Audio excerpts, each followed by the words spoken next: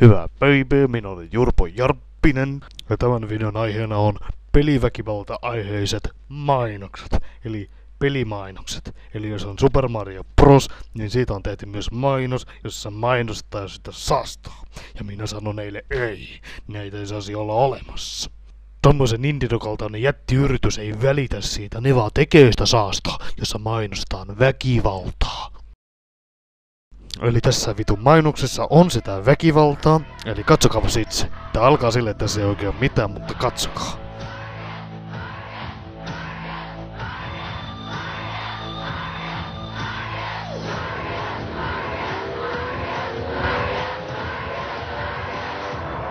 Ja siinä sitä väkivaltaa onkin.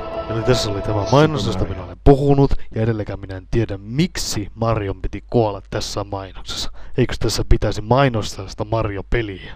Tämä mainos on niin väärin. Minä en ymmärräkään, miksi tässä videossa pitää olla väkivaltaa. Hyvät peliyhtiöt. Jos teette vitun mainoksen, niin älkää pistäkö siihen väkivaltaa. Ja jos te pistätte, niin minä Jurpo tulen teidän peränne. Kiitos. Kuka on se sankari, joka pukeutuu vihreään ja sillä on puukko kädessä?